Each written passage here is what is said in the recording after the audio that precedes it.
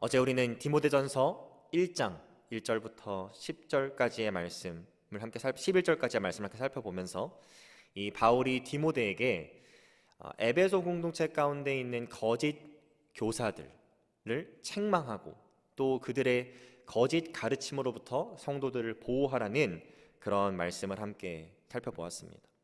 이 거짓 교사들은 표면적으로 봤을 때는 복음의 능력을 제대로 경험한 것처럼 보이는 교회 안에 있는 성도들과 같은 사람들이었습니다. 그런데 사실 그들의 모습을 따지고 보면 그 복음의 능력을 누구보다 가장 먼저 부정하고 그것과 상반되는 거짓된 가르침을 성도들에게 주면서 그들을 유혹하고 선동하는 자들이었습니다. 그런데 오늘 본문 12절부터 내용을 보게 되면 바울은 마치 자신을 그 거짓 교사들과 대조하듯이 자신이 경험한 진짜 복음의 능력에 대해서 간증하기 시작합니다. 저는 그래서 오늘 이 본문의 말씀 12절부터 20절까지의 말씀을 우리 성도님들과 함께 살펴보면서 복음의 능력을 경험한 자의 모습은 어떠한 모습인가, 그 두 가지 모습을 함께 본문의 말씀에서 발견하고 또 그 안에서 하나님께서 주시는 깨달음과 은혜를 함께 나누기를 원합니다. 첫 번째로 우리가 볼 수 있는 복음의 능력을 제대로 경험한 자의 모습은 은혜 받을 수 없었던 나에게 풍성한 은혜를 허락하신 그 하나님의 긍휼을 기억하면서 그분께 감사와 찬양을 올려드리는 모습입니다. 오늘 본문 12절을 보시면 이렇게 기록되어 있습니다. 나를 능하게 하신 그리스도 예수 우리 주께 내가 감사함은 나를 충성되이 여겨 내게 직분을 맡기심이니. 바울은 지금 자신의 이 사도의 직분을 감당하고 있는 그것이 주님께서 사도 바울에게 능력을 주셨기 때문에, 그리고 그 사도 바울을 충성되이 여기셨기에 가능했다고 고백하고 있고 또 그에 대한 감사를 하나님께 올려드리고 있어요. 13절로 넘어가 보시면 이 사도 바울은 자신이 예수 그리스도를 믿기 전에 어떠한 자로 살아갔는지 세 가지로 열거하고 있습니다. 그가 비방자였고 박해자였고 폭행자였다라고 기록하고 있어요.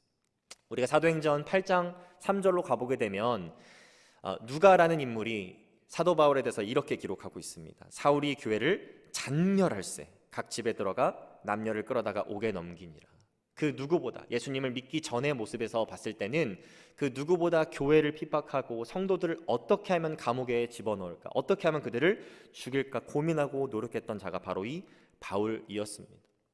따지고 보면 하나님께 은혜를 받을 수 없을 것처럼 보였던 그 바울, 도저히 용서받지 못하고 도저히 긍휼을 입을 수 없을 것 같은 그 바울에게 14절을 보니까 하나님께서 놀라운 풍성한 은혜를 허락하셨고 그 결과로 비방자였고 박해자였고 폭행자였던 바울이란 사람이 예수 그리스도 안에서 믿음과 사랑의 새 사람이 되었음을 바울은 지금 말씀을 통해서 고백하고 있는 것입니다. 이 12절부터 14절의 내용을 보게 되면 이 바울이 이 말을 하고 있고 이 복음의 능력에 대한 간증을 하고 있는 전제, 이유가 무엇이냐면 자신이 아무리 객관적으로 최대한 노력해서 생각해 봐도 자신은 하나님의 은혜, 긍휼, 자비를 입지 못할 사람이었음에도 불구하고 그렇게 자비와 은혜와 긍휼을 입어 사명자로 살아가고 있고 이 천국 백성으로 살아가고 있는 것이 도저히 설명이 안 되는 비상식적이고 기적과 같은 일이라는 것을 지금 말하고 있는 것입니다. 생각해보면 우리도 바울처럼 예수 그리스도를 알기 전에는 다 비방자, 박해자, 폭행자로 살아갔습니다. 바울처럼 실질적으로 행동으로 옮기진 않았을지 몰라도, 실질적으로 교회를 핍박하고 성도들을 감옥에 집어넣으려고 내가 많은 것들을 하지 않았을지 몰라도 어쩌면 바울보다 더, 아니면 바울만큼이나 우리는 생각으로, 마음으로, 행동으로 다른 죄들을 지었던 죄인들이라는 것이죠.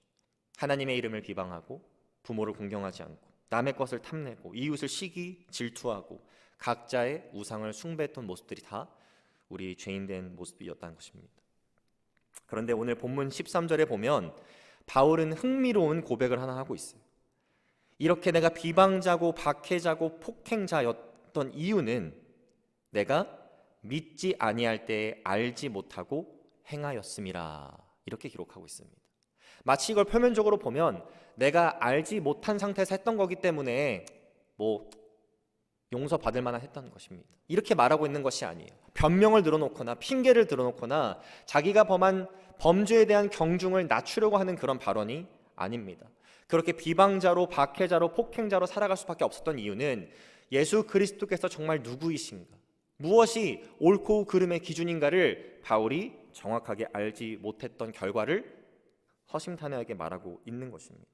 근데 여러분 한번 생각해 보시면 아무리 알지 못한 상태에서 행한 범죄라고 할지라도 범죄는 범죄인 것입니다. 내가 아무리 무지한 상태에서 행한다고 할지라도 그 죄의 값은 반드시 치러져야 하는 것이죠. 그런데 지금 바울이 고백하고 있는 은혜의 소스, 그 은혜를 주신 예수님께서는 비록 무지한 상태에서, 알지 못한 상태에서도 범죄한 자들에게 놀라운 긍휼과 자비를 내려주시는 분임을 우리가 누가복음을 보면 알 수가 있습니다. 누가복음 3장 34절에 예수님께서 이렇게 말씀하세요. 이에 예수께서 이르시되 아버지 저들을 사하여 주옵소서 자기들이 하는 것을 알지 못함이니이다. 자기를 십자가에 못 박으려고 하는, 그 조롱하려고 하는 그 군인들의 모습을 보면서 예수님께서는 그들이 알지 못합니다. 그들을 용서하여 주옵소서라고 말씀하셨어요. 그래서 바울은 13절과 16절에 반복적으로 이 단어를 사용하는데요.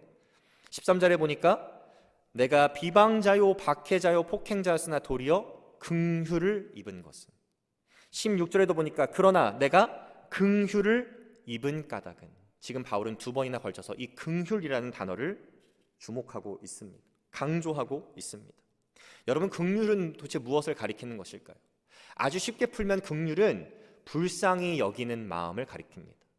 그런데 예수님께서 보여주신 긍휼을 우리가 조금 더 깊이 들어가 보면 그냥 불쌍히 여기는 마음에서 그치는 것이 아니라 불쌍히 여길 만한 가치가 없는 자를 불쌍히 여기는 긍휼이었어요.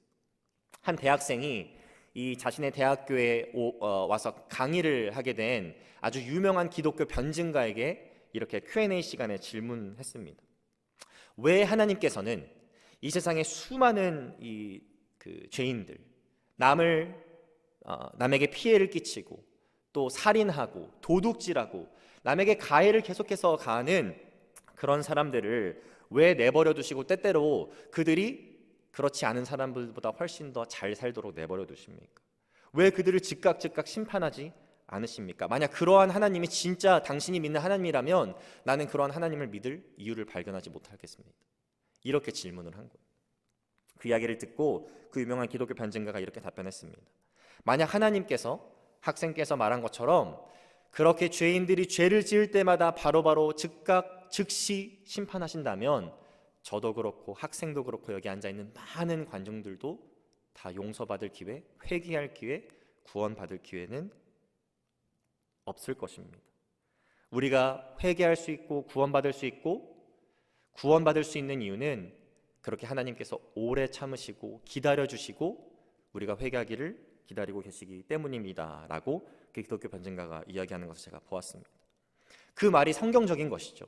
베드로후서 3장 8절부터 9절을 보게 되면 베드로는 왜 도대체 예수님께서 이렇게 더디 오시는지에 대해서 의문을 갖고 있었던 사람들에게 이렇게 이야기합니다. 사랑하는 자들아, 주께는 하루가 1000년 같고 1000년이 하루 같다는 이 한 가지를 잊지 말라. 주의 약속은 어떤 이들이 더디다고 생각하는 것 같이 더딘 것이 아니라 오직 주께서는 너희를 대하여 오래 참으사 아무도 멸망하지 아니하고 다 회개하기에 이르기를 원하시느니라. 우리가 범죄한 자였지만 하나님의 심판을 바로 경험하지 않고 이렇게 살아갈 수 있는 이유, 바울의 고백처럼 정말 하나님의 자비와 긍휼을 받을 만한 자격이 없는 삶을 살았지만 사명자로 그리고 천국 백성으로 살아갈 수 있는 이유는 바로 하나님께서 오래 참으시는 긍휼의 하나님이시기 때문이라는 것입니다. 이것은 바울에게만 해당되는 것이 아니에요. 오늘 본문 16절의 말씀 후반부를 보시면 바울은 자신에게 하나님께서 그렇게 놀라운 은혜와 자비, 긍휼을 허락하신 이유가 후에 예수 그리스도를 믿어 영생 얻는 자들의 본이 되게 하심이라 라고 이야기하고 있습니다. 바울뿐만이 아니라 누구든지 예수 그리스도를 믿으면 그 이전의 삶이 어떠한 모습이라고 할지라도 다 천국 백성, 사명자로 부르심을 받을 수 있다는 놀라운 복음에 대한 능력에 대해서 얘기를 하고 있는 것입니다. 그래서 오늘 12절에서 바울은 감사하고 있고요, 또 17절의 말씀을 보니까 그 하나님을 찬양하고 있어요. 17절의 말씀, 영원하신 왕 곧 썩지 아니하고 보이지 아니하고 홀로 하나이신 하나님께 존귀와 영광이 영원 무궁하도록 있을지어다.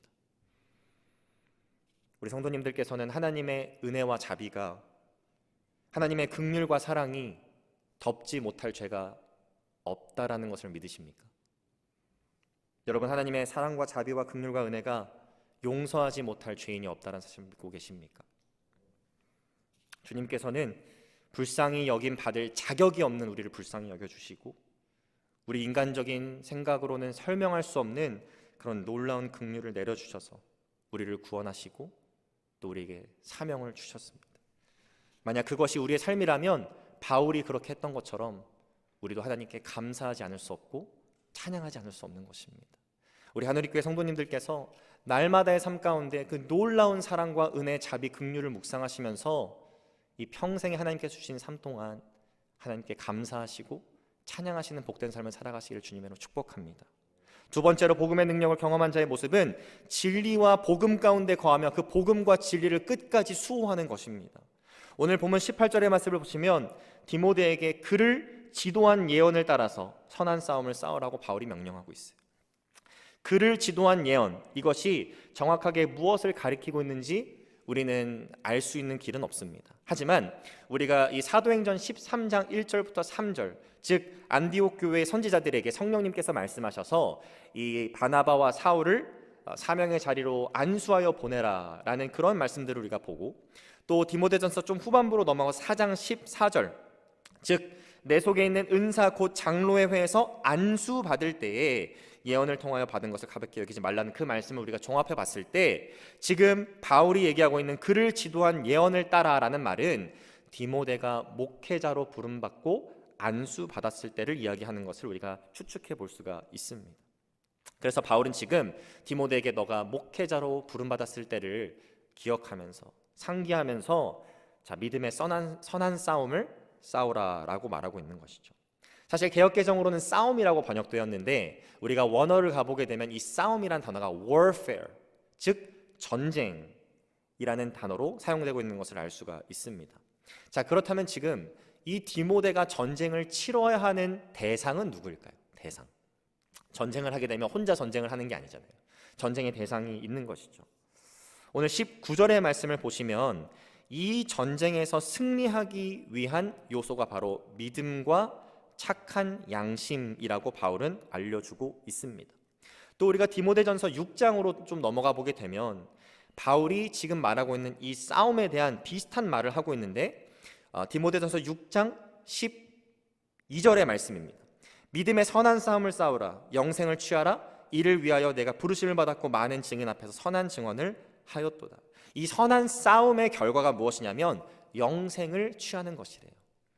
이러한 것들을 종합해 봤을 때 우리가 지금 말씀을 통해서 보고 있는 이 선한 싸움의 주체는 영생을 얻게 하는 복음, 또 하나님의 말씀, 그 근간을 흔드는 바로 거짓 가르침과 거짓 교사들임을 알 수 있습니다.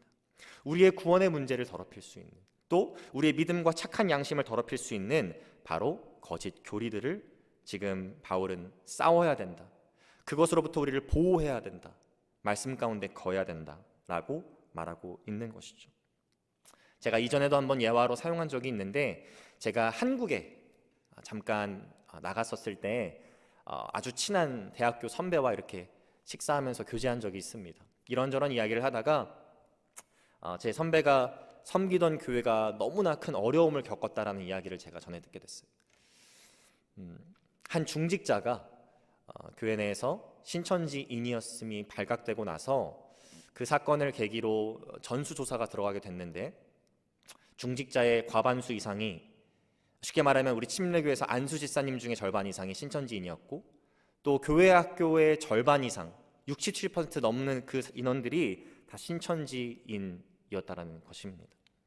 그렇게 모든 것이 수면 위로 떠오르자 더 과감하게 산옮기기 작전을 이제 신천지 내부 침입자라고 표현하는 게 좋겠네요.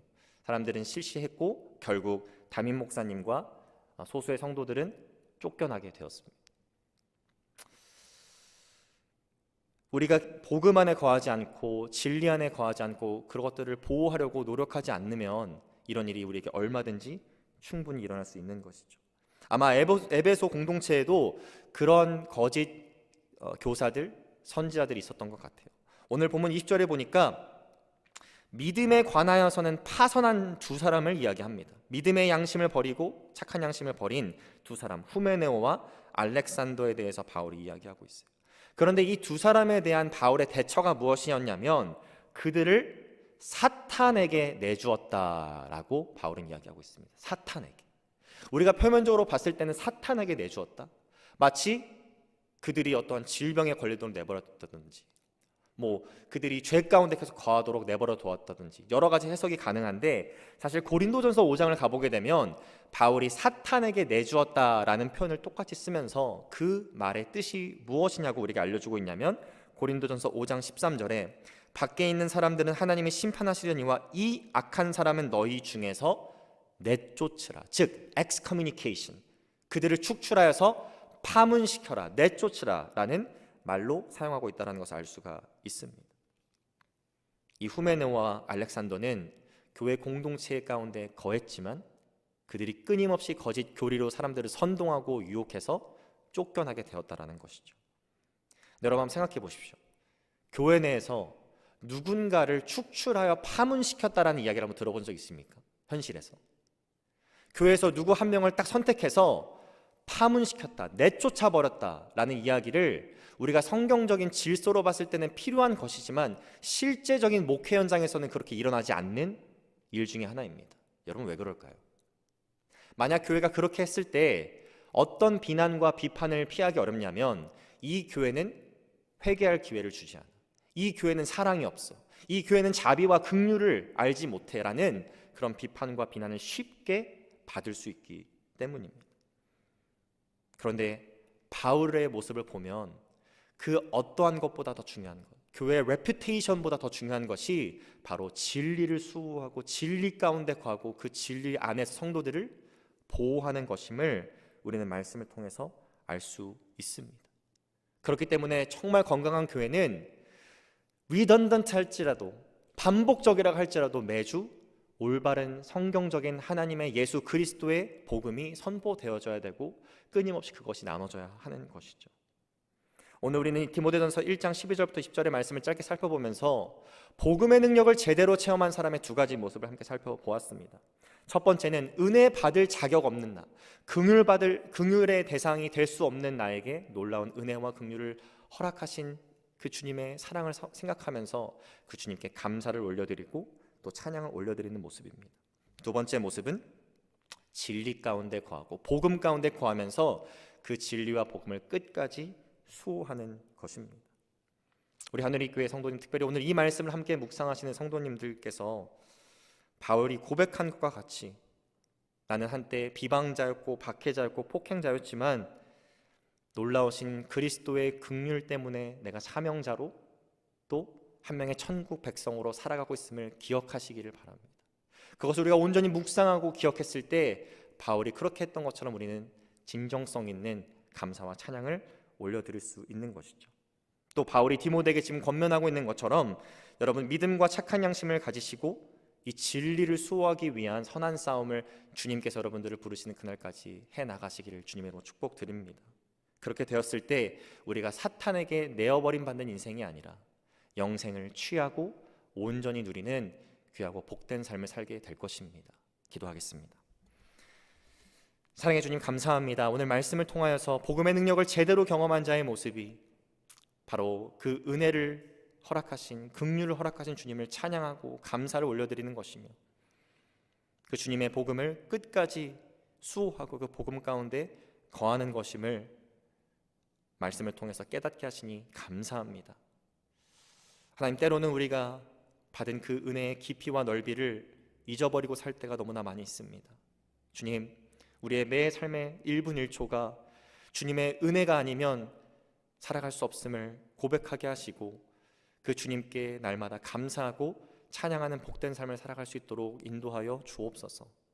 또 우리가 믿는 그 복음을 떠나지 않고 그 어떠한 거짓 교사들의 유혹에도 넘어가지 않고 그 복음을 끝까지 수호하고 지키는 복음의 사람들이 될 수 있도록 주님 또한 은혜를 내려 주옵소서. 감사드리며 예수 그리스도의 이름으로 기도합니다.